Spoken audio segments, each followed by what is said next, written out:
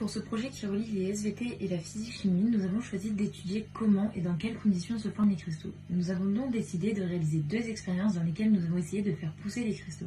La première est une cristallisation rapide de l'acide benzoïque sur une vitre. La deuxième concerne la lin de potassium. Ces expériences vont nous permettre de mieux connaître les cristaux et savoir si le résultat final diffère en fonction de l'expérience choisie. La première expérience est une cristallisation rapide de l'acide benzoïque. Nous avons dans le bécher de 50 ml une solution contenant 5 ml d'éthanol pur et 1,3 g d'acide benzoïque que nous avons chauffé pour qu'elle devienne entièrement limpide. Nous avons prélevé cette solution à l'aide d'une pipette, puis nous avons déposé quelques gouttes sur une lame.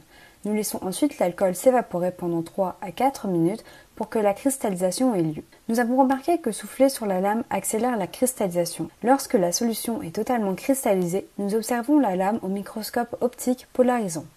Nous pouvons voir que les cristaux ont pris la forme d'aiguilles comme montré sur la photo. Nous passons ensuite à la seconde expérience qui concerne la lin de potassium. Aussi appelé kalinite, il est un solide cristallin, poudreux, blanc ou transparent et inodore. C'est un sulfate d'aluminium et de potassium hydraté. Dans un bécher où nous avons dissous 10 g de kalinite dans 10 mm d'eau distillée chauffée, nous avons attaché une ficelle à une brindille que nous avons laissée tremper dans la solution. La préparation est alors finie et il faut attendre que les cristaux se forment au cours des prochaines heures, voire des prochains jours.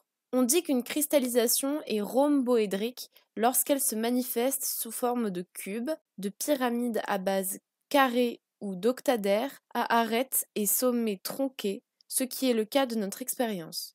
On obtient ici des petits cristaux. À partir de nos expériences, nous avons pu constater que la formation de cristaux varie selon plusieurs facteurs comme la durée de formation qui peut être plus ou moins longue. Nous avons pu le voir lors de la première expérience, très peu de temps avait été requis pour que la cristallisation se fasse, tandis que lors de la seconde expérience, quelques jours ont été nécessaires pour avoir des résultats visibles comme sur la photo précédente. Les produits utilisés sont aussi un facteur. Selon la solution de départ, nous n'obtenons pas les mêmes cristaux.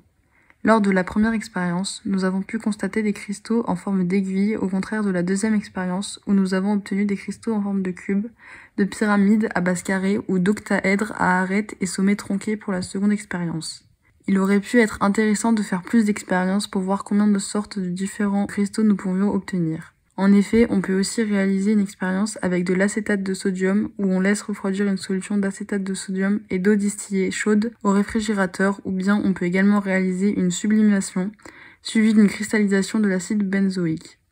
Ce qu'on appelle une sublimation, c'est le passage direct de l'état solide à l'état gazeux. Rappelons que la matière peut exister sous 3 états différents, solide, liquide et gazeux. Le chemin inverse de la sublimation s'appelle la condensation. Nous pouvons alors conclure que 2 expériences avec différents produits ne donnent pas forcément le même type de cristaux.